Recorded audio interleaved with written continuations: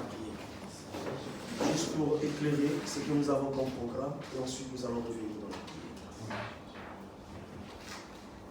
Amen. Amen. Nous allons lire les Écritures dans le livre de Matthieu 17, 21.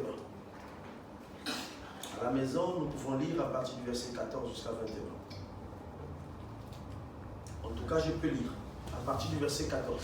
La Bible dit ceci. Matthieu 17 à partir du verset 14. Je facilite la tâche pour ne pas... On ne sait jamais, peut-être que tu n'auras pas le temps de lire. Lorsqu'ils furent arrivés près de la foule, un homme vint se jeter à genoux devant Jésus et dit: Seigneur, aie pitié de mon fils, qui est lunatique et qui souffre cruellement. Il tombe souvent dans le feu et souvent dans l'eau. Je l'ai amené à tes disciples et ils n'ont pas pu le guérir. Race incrédule et perverse, répondit Jésus. Jusqu'à quand serai-je avec vous? Jusqu'à quand vous supporterai-je? Amenez-le-moi ici. Jésus parla sévèrement au démon qui sortit de lui, et l'enfant fut guéri à l'heure même.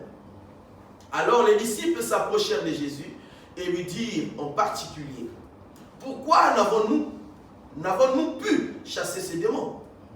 C'est à cause de votre incrédulité. Leur dit Jésus: Je vous le dis en vérité, si vous avez de la foi comme un grain de sénévé, vous diriez à cette montagne: transporte-toi d'ici, là, et elle se transporterait.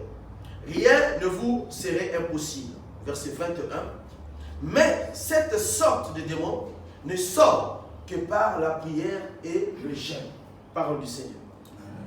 On va joindre un passage dans Marc 2, 18 à 20.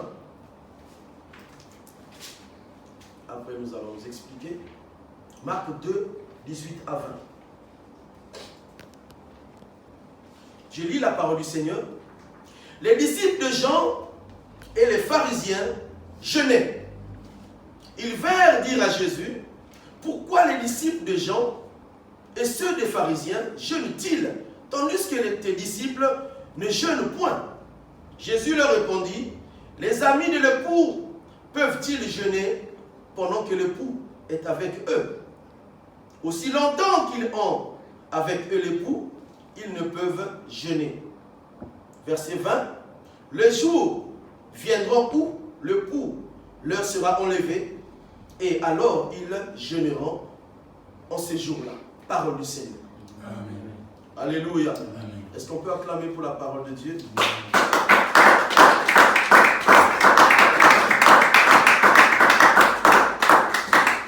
Nous sommes en jeûne et prière. Et vous savez que nous avons généralement l'habitude de définir le jeûne comme se priver de la nourriture. Se priver des aliments. Mais il y a des moments où nous oublions que Dieu, en fait, Jésus, il part au-delà de ce que nous imaginons. Dieu, derrière chaque événement, il cache un enseignement. Et simplement parce que nous sommes pendant cette période de jeûne et prière, parce qu'on ne peut pas jeûner parce qu'il faut jeûner. Pour jeûner, il faut savoir pourquoi tu jeûnes. Alléluia. La Bible dit qu'une question a été posée. Et voyez-vous, les pharisiens, c'est une longue histoire. En fait, c'était quand les prophètes avaient cessé en Israël, après la déportation de Juda, il n'y avait plus de prophètes. Et il y avait un clan de personnes, un groupe de personnes, en fait, qui voulaient garder la prophétie, selon la volonté des hommes. Ils se sont regroupés et ils ont pensé qu'on pouvait conserver la chose pendant que Dieu n'y était pas. Et ce groupe-là, au fil du temps, ils se sont imposés.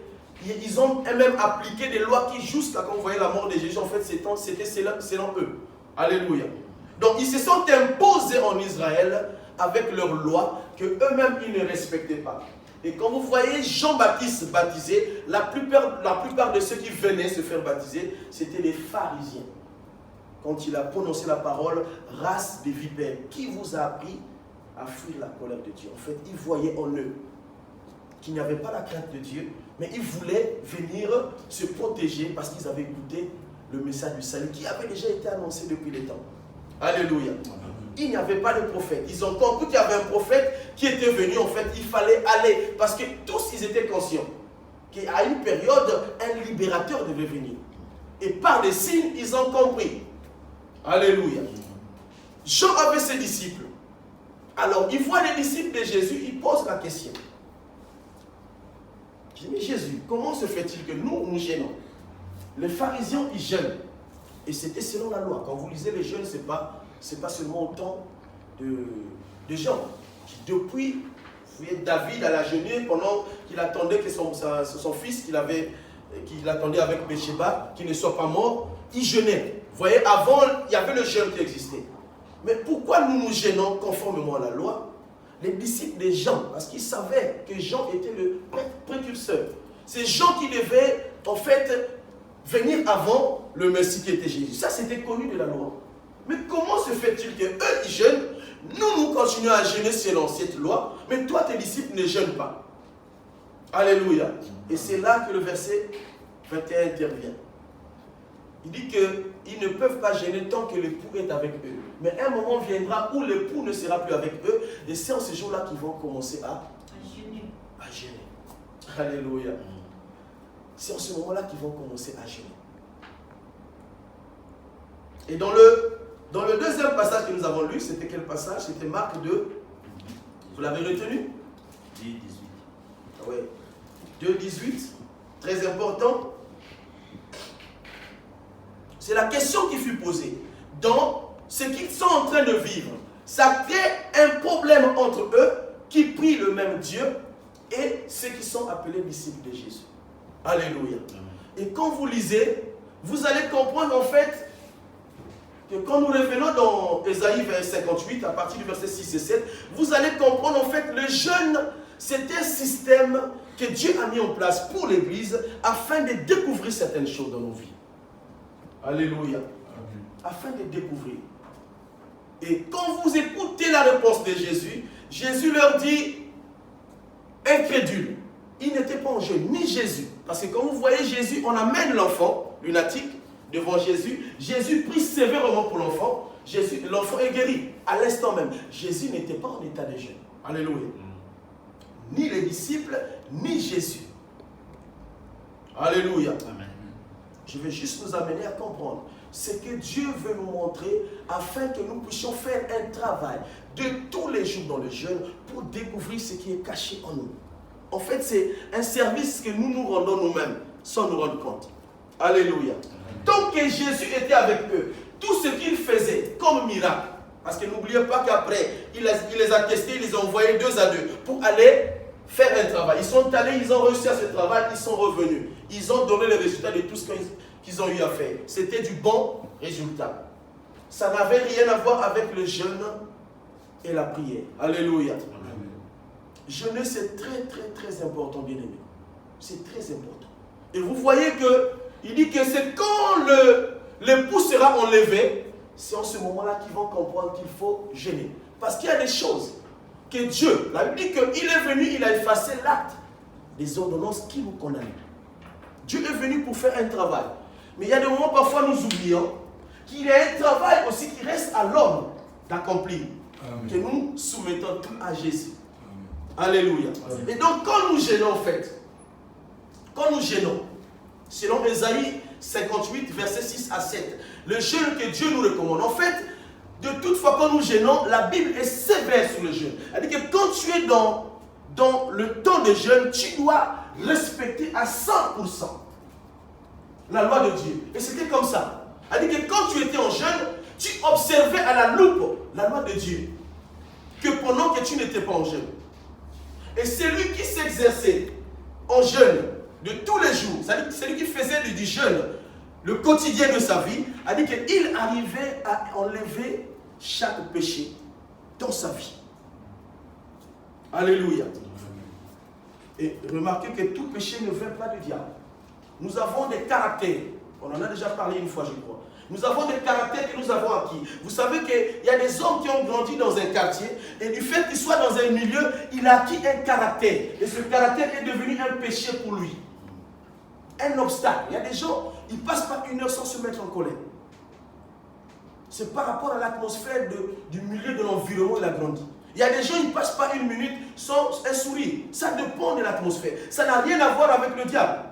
Alléluia. Dieu est venu, il nous a rachetés du péché. Mais il attend que dans ton caractère, il sait qu'il y a des choses qu'il faut que tu abandonnes. Et pour que tu l'abandonnes, il faut qu'il te rappelle tous les jours dans le jeûne. Alléluia. Voilà pourquoi il dit dans le livre d'Ésaïe 58, ça ne sert à rien de mortifier votre âme. Si ce jeûne-là ne me plaît pas, et à la fin, verset 6 et 7, il explique le jeûne qu'il attend.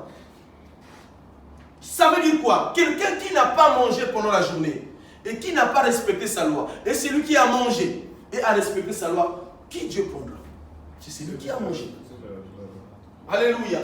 Donc en fait, les exercices que nous faisons tous les jours dans le jeûne, c'est pour enlever avec le temps progressivement les défauts que nous avons nous-mêmes.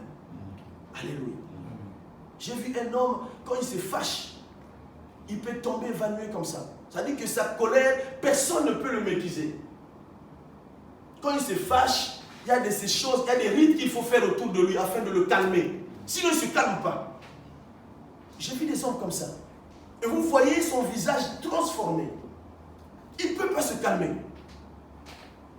Il faut qu'il ait des choses, il faut qu'il ait quelqu'un qui peut arriver en ces lieux. S'il n'y a pas cette personne, il ne se calmera jamais. Allez, ça dit quand c'est parti, c'est parti. Mais quand nous sommes en jeûne, on sait que c'est Dieu qui nous impose. Et si on peut faire un vœu cette journée-là, aujourd'hui je ne vais pas m'énerver. C'est comme ça que j'ai commencé, je vous explique, c'est ma vie, que j'ai commencé un peu à vaincre les défauts que j'avais. J'avais beaucoup de défauts. Je ne pouvais pas vivre dans la société avec les autres. Parce que ce que moi j'aimais, j'ai remarqué que la plupart des gens qui étaient autour de moi n'étaient pas dans mes choix. Mais il fallait faire un travail. Alléluia. Et chaque fois quand je jeûnais, je priais aujourd'hui, je fais un vœu. Je ne ferai pas ceci toute la journée. Bien, mais quand tu arrives à le faire, en fait, c'est un mystère. Dieu nous attend à obéir. La Bible dit que l'obéissance vaut mieux que le sacrifice. C'est un secret. Elle dit que quand tu obéis au jeûne, c'est comme si Dieu lui-même fait de son nécessaire aussi de venir ôter en toi la chose que toi tu n'arriveras jamais à ôter dans ta vie. Amen. Alléluia. Amen. C'est comme ça que je faisais. J'ai dit, bon, aujourd'hui, je ne me mettrai pas en colère. Mais calme-toi. C'est une journée où les gens viendront en masse pour te provoquer. C'est quand tu fais un vœu, que Seigneur, je veux que cette journée-là, que je ne mange pas, que c'est le jour où on va te présenter les plats qu'on ne t'a pas présentés depuis la semaine.